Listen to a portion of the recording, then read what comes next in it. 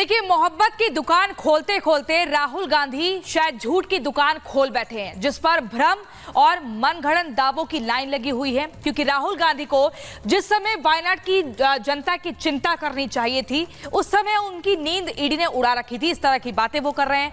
ऐसा लग रहा है कि राहुल गांधी को डर है कि कहीं उनकी कोई बड़ी सच्चाई सबके सामने ना आ जाए। पूरी खबर इस रिपोर्ट में देखिए।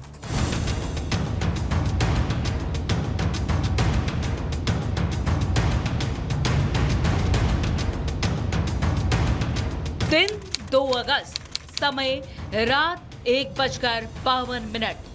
ये पोस्ट इस बात का सबूत है कि एक बार फिर वायनाड से सांसद राहुल गांधी को ईडी का डर सताने लगा है। उनको रात के सपने में भी ईडी दिखाई देने लगी है। ईडी का नाम लेते ही उनकी रातों की नींद उड़ जा रही है। तभी तो राहुल गांधी रात में 1:52 पर ईडी की रेड पड़ने का दावा कर रहे हैं।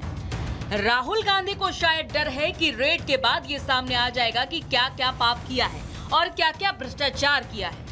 इस पोस्ट को देखकर तो लगता है कि राहुल भी अरविंद केजरीवाल की राह पर निकल पड़े हैं। दिन रात सुबह शाम सिर्फ एक ही माला जप रहे हैं। नींद में हो या फिर खुली आंख से राहुल को सिर्फ ईडी ही दिखाई दे रही है। इससे राहुल को उनके कारनामे का खौफ कहें या फिर मोदी सरकार की नीतियों का डर कि एक बार फिर राहुल को रात के काले अंधेरे में भी ईडी दिखाई देने लगी है।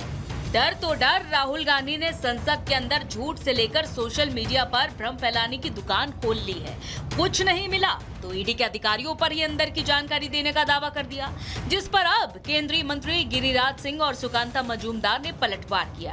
देश का दुर्भाग्य है जो राहुल गांधी संवैधानिक पद पर एलओपी हैं। सदन चल रहा है, सदन के अंदर तो झूठ बोलते ही हैं, सदन के बाहर भी भ्रम फैलाने का काम किए हैं। उन्हें चुनौती देता हूं कि वो बताएं कि कौन अधिकारी उनको फोन किया है।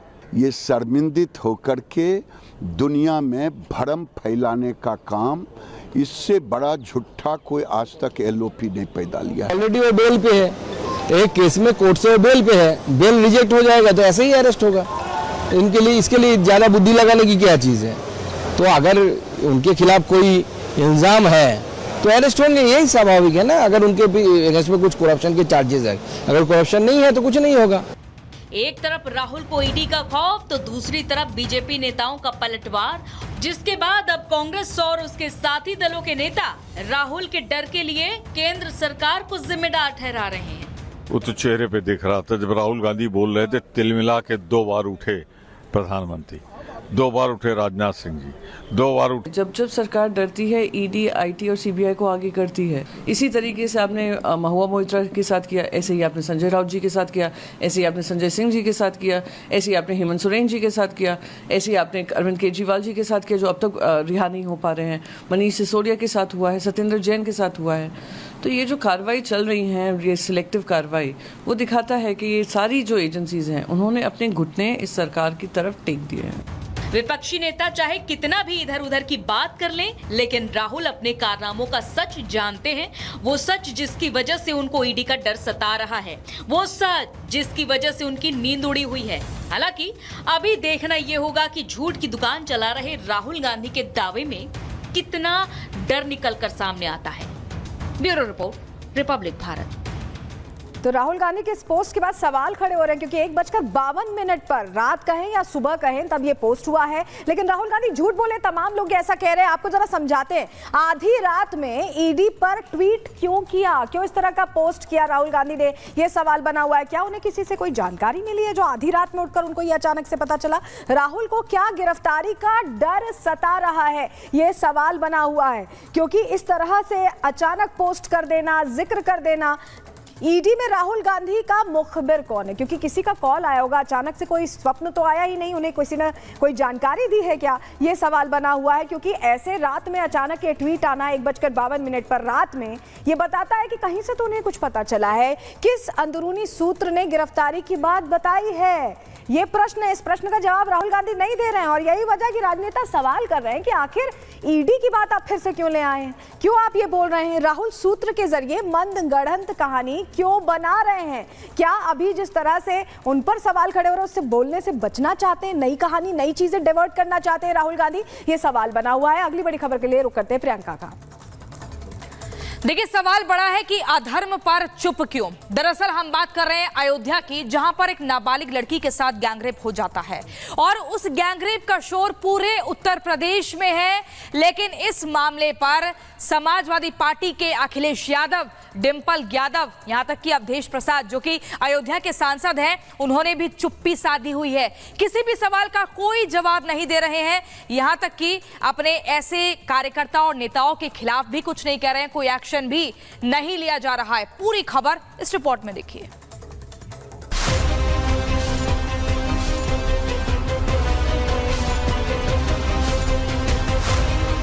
अयोध्या की जीत भारत के परिपक्व मतदाता की लोकतांत्रिक समझ की जीत है। लोकतंत्र रक्षक सेनानी ये खड़े हमारे साथ, अवधेश जी, राजा अयोध्या। अयोध्या की जनता का दुख दर्द आपने भी समय समय पर देखा होगा। अयोध्या अयोध्या अयोध्या अयोध्या जीत समाजवादी पार्टी के अध्यक्ष अखिलेश यादव के सर चढ़कर ऐसी बोली कि रिजल्ट के कई दिन बाद भी अयोध्या का नाम जुबान से नहीं उतरा था।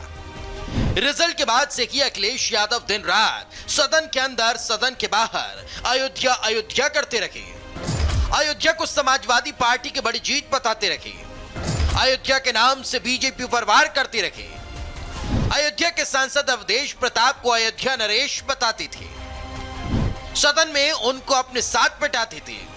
लेकिन जब उन्हीं सांसद अवधेश प्रसाद के करीबी मोहित खान की करतूत सामने आई, 12 साल के नाबालिग लड़की से गैंगरेप का मामला सामने आया, तो अखिलेश यादव ने चुप्पी साध ली। अखिलेश तो अखिलेश, उनकी पार्टी के बाकी नेताओं का भी यही हाल है। सवाल उठाएंगे लेकिन नेताओं पर लगाम नहीं लगाएंगे कि नीति पर आगे बढ़ रही समाजवादी पार्टी के नेता भी इस मामले पर चुप है। चाहे वो सांसद डिंपल यादव हो या फिर खुद अयोध्या से सांसद अवधेश प्रसाद, चाहे छोटा नेता हो या बड़ा नेता, कोई जवाब देने को राजी नहीं। किसी नेता को मामले का पता ही नहीं, तो कोई नेता सवालों से कन्नी काट रहा है। I am not aware of the fact unless until जब तक हमको कोई जानकारी न हो तो I am not able to say, I am not able to utter anything, any words regarding matter। अब हम जानकारी ले लेंगे तब कोई बात आपसे बता पाएंगे। मुझे इस घटना के बारे में पता नहीं है, इस बात का हम संज्ञान लेंगे और जो आप कह रहे हैं, और मैं समझती हूँ उत्तर प्रदेश में लगातार महिलाओं के साथ अपराध बढ़ रहे हैं और खाली ये एक घटना नहीं है, न जाने कितनी सैकड़ों ऐसी घटनाएं हो रही हैं और जिस तरह आप बता रहे हैं इसका हम संज्ञान लेंगे। मुझे पता नहीं है बिकॉज मैं दिल्ली में हूँ, तो अगर अकाउंटेबिलिटी किसी की सेट होती है तो उस पर एक्शन लिया जाएगा। समाजवादी पार्टी के इसी रवैये को देखकर उत्तर प्रदेश के मुख्यमंत्री योगी आदित्यनाथ ने करारा जवाब दिया। सीएम योगी ने लाउड एंड क्लियर बता दिया कि हर अपराध का पूरा हिसाब होगा। खटाखट वार करते हुए प्रदेश से अपराध को सफा चट कर दिया जाएगा और पूछा कि जो कानून व्यवस्था पर सवाल उठाते थे वो कब अपनी पार्टी के नेताओं पर लगाम लगाएंगे। मोइन खान जो समाजवादी पार्टी का नेता है, अयोध्या के सांसद की टीम का सदस्य है, 12 वर्षीय एक नाबालिग बच्ची के साथ दुष्कर्म का कृत्य में शामिल पाया गया। अभी तक समाजवादी पार्टी ने उसके खिलाफ कार्रवाई नहीं की है। आपका एक्टिव मेंबर है, आपके सांसद के साथ बैठ रहा है, खा रहा है, उनके साथ चल रहा है, लेकिन इस प्रकार के, और यह अति पिछड़ी जाति से जुड़ी हुई एक बालिका से जुड़ा हुआ मामला है और इस प्रकार की घटिया हरकत में वह लिप्त है, लेकिन तब भी उसको हल्केपन से उड़ाने का काम होता, यानी हल्केपन से लेने का काम होता है। इतना कि नहीं, सीएम योगी हरदोई में हुई अधिवक्ता की हत्या को लेकर भी समाजवादी पार्टी पर आक्रामक दिखे। इस मामले में भी समाजवादी पार्टी के पूर्व जिला अध्यक्ष को पुलिस ने पकड़ा है, जिस पर कई संगीन मामले दर्ज हैं।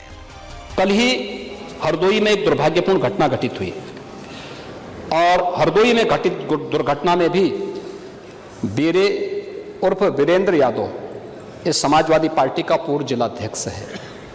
आप देखो किस प्रकार के व्यक्ति को आप जिलाध्यक्ष बना रहे हैं। इस पे आईपीसी और सीआरपीसी की कोई ऐसी धारा नहीं जो इस पे लगी हो। 28 ऐसे मामले हैं। कुल मिलाकर सीएम योगी ने साफ कर दिया कि जो महिलाओं की सुरक्षा से खिलवाड़ करेगा उसको छोड़ा नहीं जाएगा। जो उत्तर प्रदेश में अपराध करेगा उसके लिए बुलेट ट्रेन चलाई जाएगी।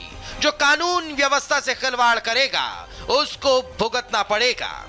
लेकिन अब सवाल है कि कब समाजवादी पार्टी के नेता इन मामलों पर अपना मौन व्रत तोड़ेंगे और कब ऐसे अपराधियों के खिलाफ समाजवादी पार्टी कोई कदम उठाएगी। Bureau report, Republic Bharat.